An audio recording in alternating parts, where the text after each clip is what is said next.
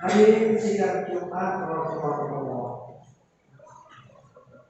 Di awal khutbah ini, sebelum materi khutbah saya sampaikan sebagai khotib, lebih dahulu mengajak para jemaah sekalian, ayolah kita terus berupaya meningkatkan takwa kepada Allah Subhanahu wa Ta'ala. Karena takwalah merupakan bekal hidup yang sebaik-baiknya.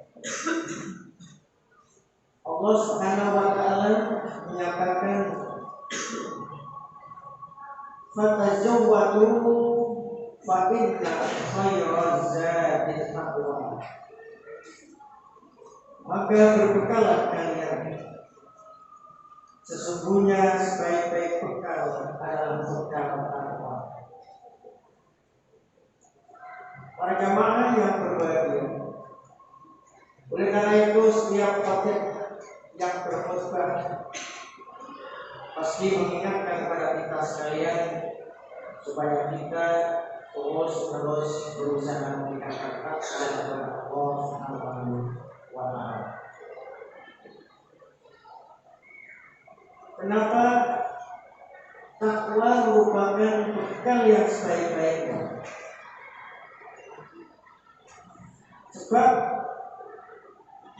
kalau seorang bertakwa kepada Allah Subhanahu wa Ta'ala, maka akan dipenuhi kebutuhan hidupnya, baik untuk hidup di dunia maupun untuk hidup di akhirat kelak. Kebutuhan hidup di dunia, apa yang dibutuhkan oleh manusia? Yang utama adalah kebutuhan rezeki. Nah, kalau orang itu bertakwa kepada Allah Subhanahu wa Ta'ala, rezekinya akan dipenuhi oleh Allah, akan dijamin oleh Allah Subhanahu wa Ta'ala. Sebab Allah sudah berjanji, "Wa may yattaqillaha yaj'al lahu makhraja wa yarzuqhu min haitsu la yahtasib." Barang siapa yang bertakwa kepada Allah, niscaya dia akan memberikan jalan keluar dari kesulitan. Wa yarzuqhu min haitsu la yahtasib, dan dia akan memberikan rezeki Rezeki di sini sangat luas. Bisa rezeki berupa materi maupun rezeki yang berupa non materi. Diberikan rezeki, dicukupi rezekinya. Min haitsu la yahtasib, dari jalan yang tanpa disangka-sangka. Itulah janji Allah untuk orang yang bertakwa di dunia. Kemudian kebutuhan hidup untuk di akhirat. Apa kebutuhan hidup manusia di akhirat? Tentu manusia ingin selamat dan ingin masuk surga. Ini kalau kita bertakwa kepada Allah, kalau orang itu bertakwa kepada Allah, di akhirat pasti akan diselamatkan oleh Allah dan akan dimasukkan oleh Allah ke dalam surga. Ketika manusia dibangkitkan oleh Allah dari alam kuburnya pada hari kiamat nanti, setelah itu diring menuju mahsyar, kemudian diteruskan didiring melewati Sirat, jembatan yang melintang antara neraka dan surga. Maka disitulah banyak manusia yang berjatuhan ke dalam neraka. Orang-orang kafir, orang-orang musyrik, orang-orang dolim, orang-orang Islam sendiri yang senang melakukan dosa akan berjatuhan di dalam neraka ketika melewati Sirat itu. Tetapi bagi orang yang bertakwa kepada Allah, Allah Subhanahu wa Ta'ala selamatkan. Orang-orang yang bertakwa kepada Allah ketika di akhirat mendapat perhatian penuh dari Allah. Mulai dari dibangkitkan sampai menuju surga, semuanya dipermudah. Ketika melewati Sirat, diselamatkan oleh Allah. Di saat manusia banyak yang berjatuhan di dalam neraka, tapi orang yang bertakwa kepada Allah diselamatkan oleh Allah. Tsumma nunajjil ladzina taqaw wa naj'alul zalimina fiha jithiya. Itulah kata Allah dalam surat Maryam ayat 72. Wa naj'alul ladzina taqaw, kemudian kami selamatkan orang-orang yang bertakwa. Wa naj'alul zalimina fiha jithiya, dan kami biarkan orang-orang yang zalim berjatuhan ke dalam neraka. Jamaah yang berbahagia.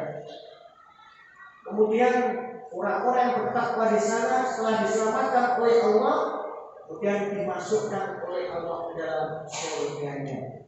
Surga yang dipersiapkan oleh Allah bagi orang yang bertakwa adalah surga yang penuh dengan kenikmatan, yaitu surga dunia. Inna lil muttaqina inda rabbihim jannatin na'im. Sungguhnya bagi orang-orang yang bertakwa di sisi Tuhan mereka, di sisi Allah Subhanahu wa Ta'ala, jannatin na'im, disediakan surga na'im, surga yang penuh dengan kenikmatan. Itulah sebabnya kita selalu diingatkan supaya kita selalu berusaha terus untuk meningkatkan takwa kepada Allah Subhanahu wa Ta'ala.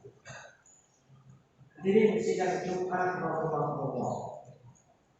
Selanjutnya tema khutbah pada siang hari ini secara singkat akan saya sampaikan, yaitu penghalang terkabulnya doa.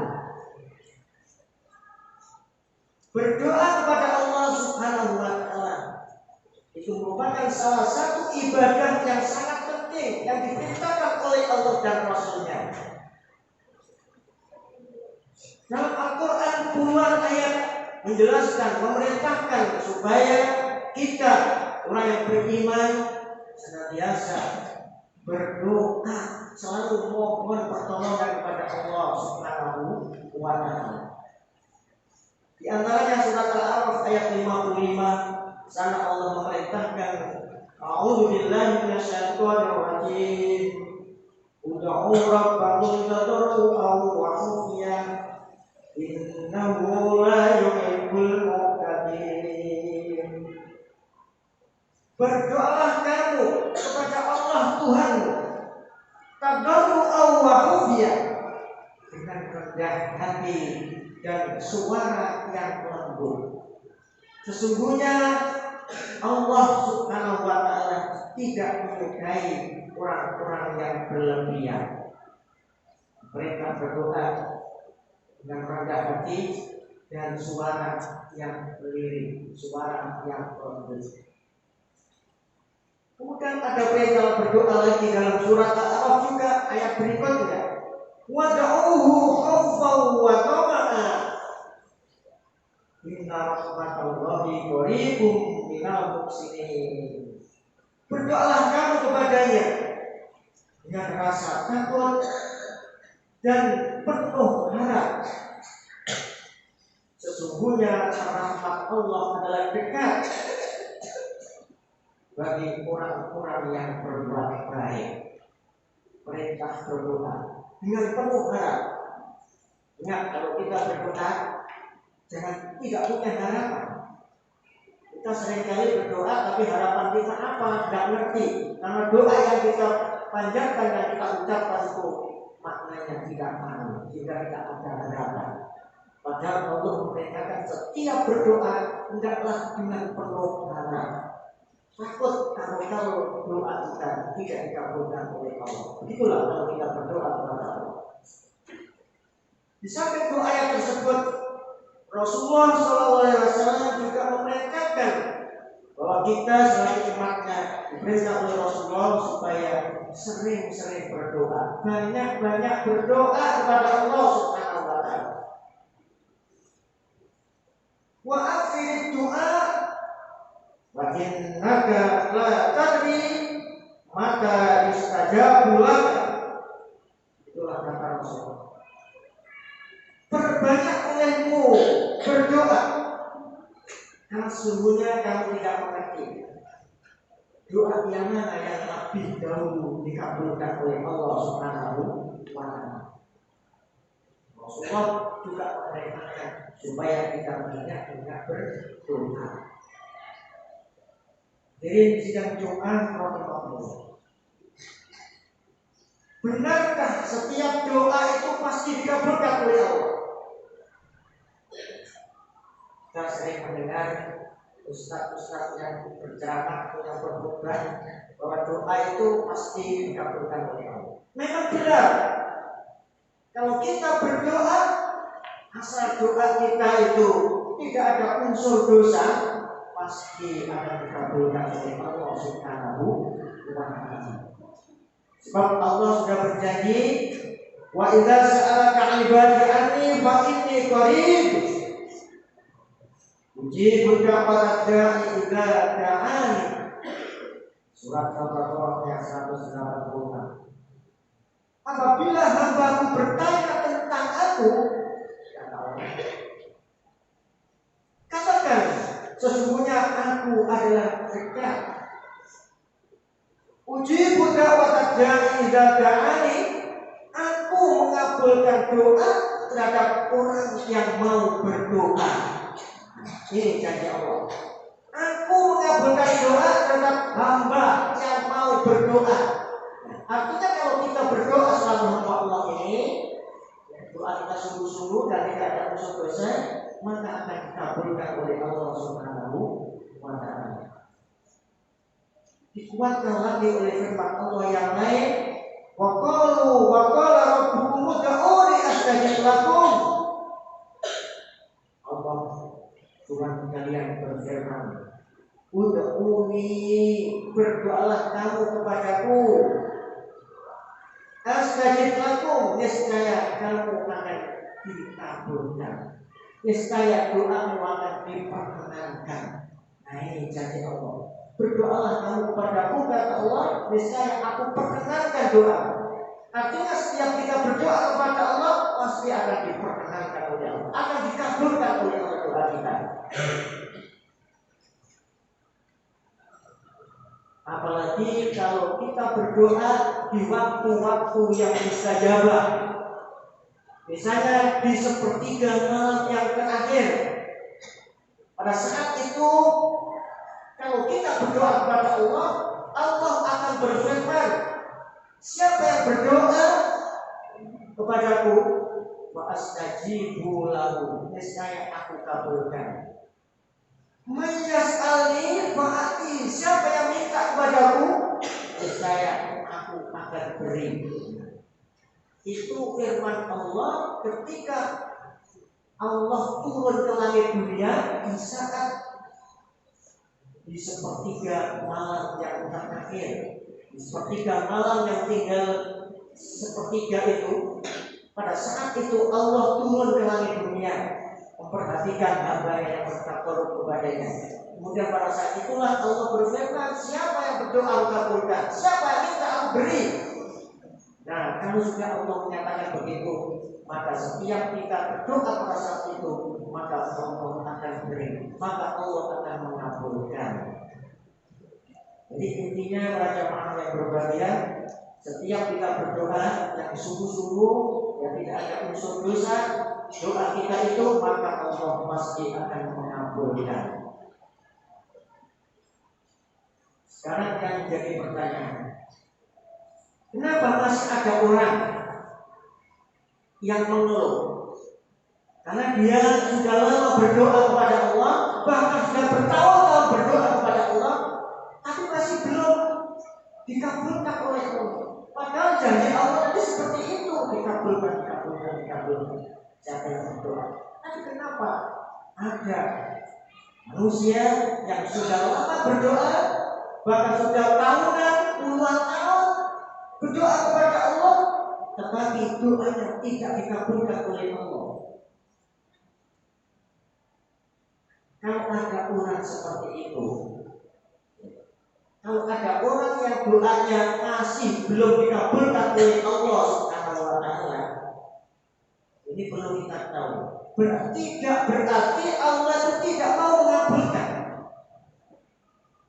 Allah tetap mengabulkan dan akan memenuhi janjinya, setiap doa dikabulkan. Tapi karena orang itu ada penghalangnya dalam dirinya, sehingga apa yang akan dikabulkan oleh Allah tidak akan bisa masuk ke dalam dirinya. Jadi doa itu dikabulkan oleh Allah, tapi begitu Allah mengabulkan, ternyata orang yang berdoa itu dalam dirinya ada penghalangnya, sehingga doa itu tidak bisa masuk ke dalam dirinya. Ini artinya doa itu tidak dikabulkan oleh Allah Subhanahu wa Ta'ala. Karena apa? Karena doa yang dikabulkan oleh Allah tidak masuk ke dalam dirinya. Karena apa? Karena dalam diri orang yang berdoa itu ada penghalangnya. Apa penghalang doa? Apa yang menjadi penyebab penghalang sehingga doa seseorang tersebut tidak dikabulkan oleh Allah? Penghalang atau penyebab seseorang doanya tidak dikabulkan oleh Allah itu adalah penghalangnya makanan dan minuman yang haram. Kalau ada seorang makan dan minum makanan dan minuman yang haram, selama dalam perutnya itu ada makanan dan minuman yang haram, Allah tidak akan mengabulkan doa orang tersebut. Artinya walaupun dikabulkan, tetap tidak akan bisa masuk ke dalam dirinya selama penghalangnya itu tidak dibersihkan.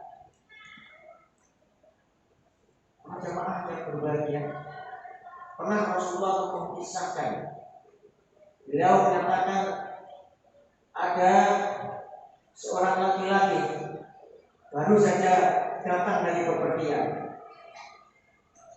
yang wajahnya berdebu, rambutnya kusut, pakaiannya juga kusut, yang dimakan makanan yang haram, yang diminum minuman yang haram, bajunya yang dipakai haram. Kemudian orang ini mengangkat tangan, menengadahkan tangannya ke atas seraya mengatakan, ya Rabb, ya Rabb, ya Wahai Tuhan, wahai Tuhan, wahai Tuhan, kabulkan doaku ini, kabulkan permohonanku ini. Kemudian bagaimana komentar Rasulullah SAW? Rasulullah menyatakan, wa matma'uhu haram, wa masrabuhu haram, wa malbasahu haram, wa anna yustajabu laka. Orang itu menengadahkan tangan seraya berdoa kepada Allah, tapi makanannya haram, minumannya haram, pakaiannya haram. Kemudian Rasulullah menyatakan, ma'anna yustajabu laka, bagaimana mungkin apa yang dikabulkan itu bisa masuk ke dalam dirinya? Bagaimana mungkin doanya akan dikabulkan oleh Allah? Makanan, minumannya, pakaiannya haram semua. Ini artinya para jamaah yang berbahagia, kalau seorang pun masih ada barang yang haram pada dirinya, terutama yang dimakan dan yang diminum haram, maka doa yang akan dikabulkan oleh Allah tidak akan bisa masuk ke dalam dirinya. Artinya doa tidak akan dikabulkan oleh Allah Subhanahu wa Ta'ala.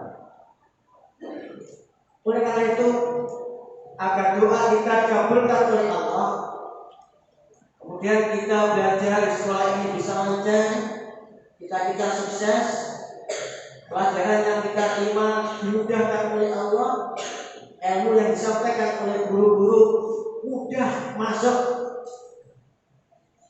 maka hindari semua makanan dan minuman yang haram. Hindari khamr. Apa khamr? Minuman yang keras, minuman yang beralkohol, bir, whisky dan lain-lain.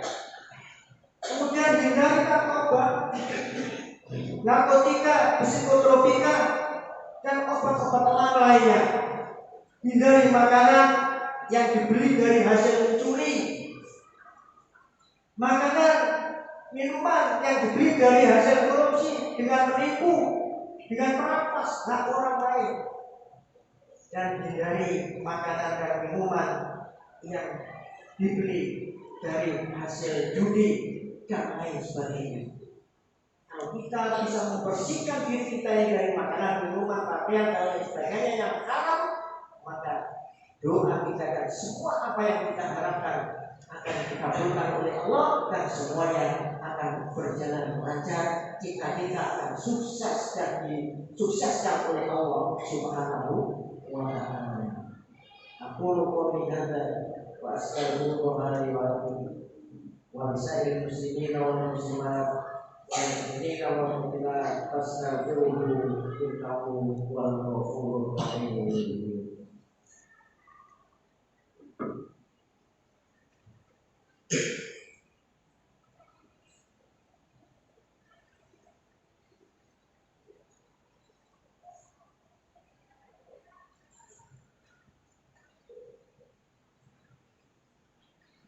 Alhamdulillahilladzi hadana li hadza wa ma kunna linahtadiya laula an hadana Allah. Asyhadu an la ilaha illallah wahdahu la syarika lahu wa asyhadu anna Muhammadan abduhu wa rasuluh. Allahumma shalli wa sallim wa barik ala nabiyyina karim Muhammadin wa ala alihi wa ashabihi ajma'in.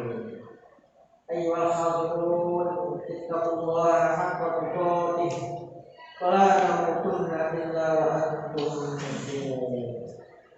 Innallaha wa malaikatahu yusholluna 'alan nabi. Ya ayyuhalladzina amanu shallu 'alaihi wa sallimu taslima. Allahumma shalli ala Muhammad wa ala ali Muhammad kama shallaita ala Ibrahim wa ali Ibrahim wa barik ala Muhammad wa ali Muhammad kama barakta ala Ibrahim wa ali Ibrahim innaka Hamidum Majid. Allahumma ighfir lil muslimina wal muslimat wal mu'minina wal mu'minat al ahya'i minhum wal amwat. Rabbana zalamna anfusana wa illam taghfir lana wa tarhamna lanakunanna minal khasirin. Rabbana la tuzigh qulubana ba'da idh hadaytana wa hab lana min ladunka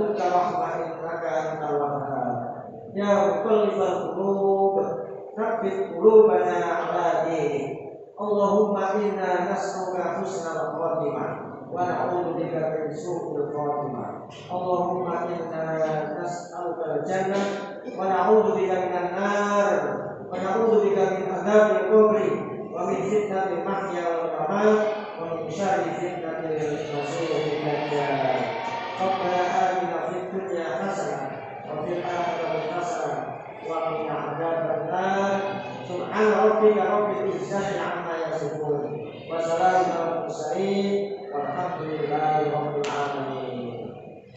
Ibadallah, inna Allah ya'muru bil 'adli wal ihsan wa ita'i dzil qurba wa yanha 'anil fahsya'i wal munkar wa ya'idhukum la'allakum tadhakkarun. Wa